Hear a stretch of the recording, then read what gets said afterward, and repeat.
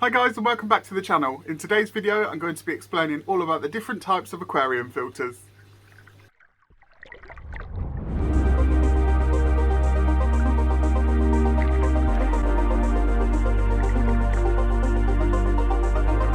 Hi guys, so like I say, in today's video what I'm going to go through is the different types of aquarium filters that you can get, how they work and what you can put in them. So to start off with, I will explain how they work. So basically you have mechanical filtration and biological filtration. So mechanical filtration is basically filtering things out of the water, like physical things. So your fish poo, rotting plants, waste food, things like that. So for that you've got sponges. I'll put up a picture here of the different types of sponges. Now they go from coarse sponges all the way down to filter floss. Filter floss is really good for sort of polishing the water, getting out the tiny particles and making it clear basically. On the other hand, you've got biological filtration. So biological filtration is basically surfaces within the filter or the tank that the beneficial bacteria can grow on. It's the bacteria that builds up on these surfaces that runs your nitrogen cycle. So turning your ammonia into nitrite, turning your nitrite into nitrate, and then you can remove the nitrate, or in turn that will be filtered itself by things like these plants. So basically things that you can use for that, you want things that are really porous. So I'll put a picture up here. These are just some different types of ceramic media and things like that that you can put in your filters, and these are really good ones. I like to use Alpha Grog.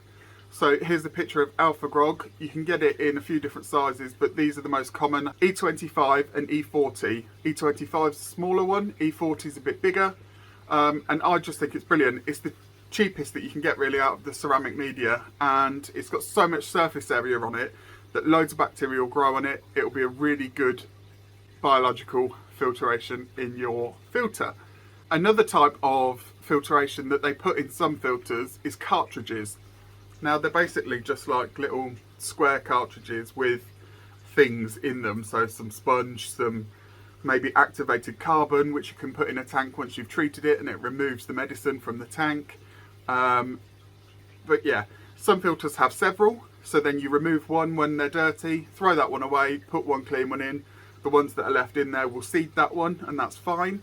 But some filters only have one. And if they only have one, then that's a problem, because when it needs replacing, you've got to throw that away, and that is all of your beneficial bacteria gone, and your tank will crash. So I don't really understand why they make them like that.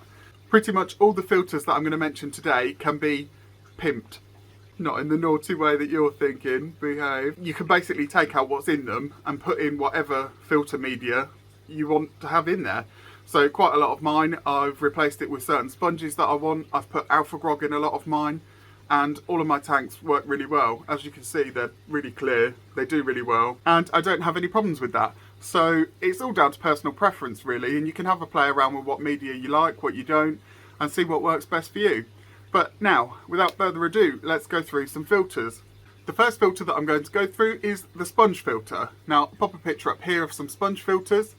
They are basically an air-driven filter, and the air goes up through the pipe, out the top. There's actually one right here, and one right here. And it then sucks the water in through the sponge and puts it out the top. And that's how it filters it. There's so much dense sponge there that you will have all your bacteria on there, as well as it being the mechanical filtration as well. Another filter that you can have on your tanks is an internal filter. So I'll pop a picture up now of what the internal filters can look like. There's so many different types of these. But basically they just hang up on the glass of your tank within it, and they suck water up through the media and then pump it out the top. Some of them have a spray bar, some of them just have a nozzle, and they just basically filter it that way from within the tank. I don't like to have internal filters because I think they take up room in the tank, and I'd rather have that room for my fish to swim around in. But it's personal choice really, and they are probably on the cheaper side of the scale. So if you're on a budget, they can be good for you. Now we're going to go on to the trusty canister filter. I'll pop a picture up here. Canister filters are probably, along with sponge filters, canisters are probably my favourite kind of filter because you can really tailor it to what you want. So basically you have an inlet and an outlet. So for example, if it was on this tank, you would have an inlet up here.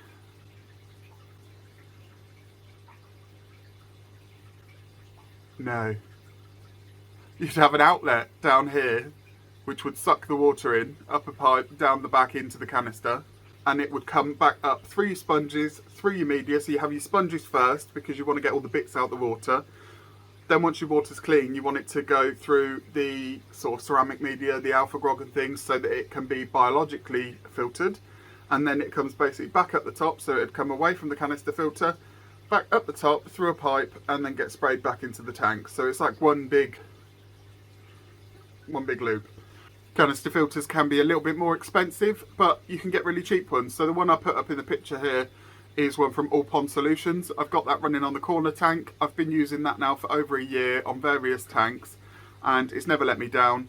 I know some people say that on the All Pond Solution canisters, the seal that goes around the lid can sometimes leak, but apparently if you put a bit of Vaseline around it, cheeky, then it stops it from leaking till you can order a new rubber seal, and they're not expensive. So it's not really an issue considering it's a cheaper filter.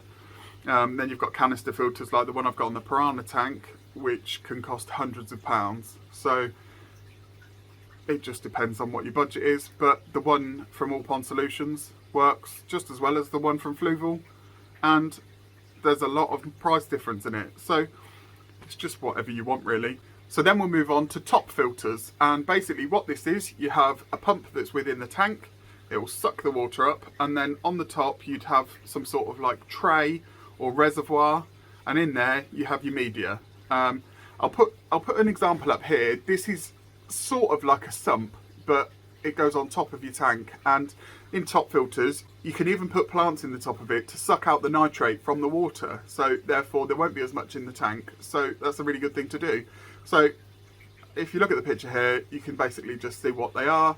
There's a lot more basic ones that are literally just a reservoir that would run along the top of the tank and then put the water back in.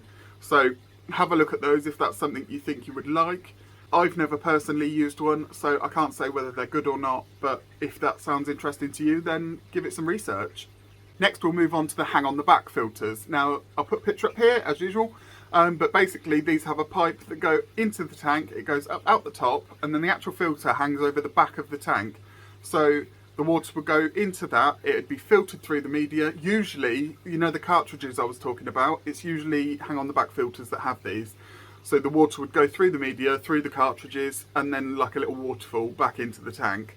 I've never used one, a lot of people do. So yeah, same as the top filter. If that's something you think you'd be interested in, then have a little research. Now the last one that I'm going to move on to today is a sump. So I'll pop a picture up here. This is an empty sump. This is just to show you what it can look like before anything's in it. So all the different sections, so basically from the tank, it would kind of be the same as a canister filter. So the water would be sucked from one end of the tank down into the first chamber of the sump.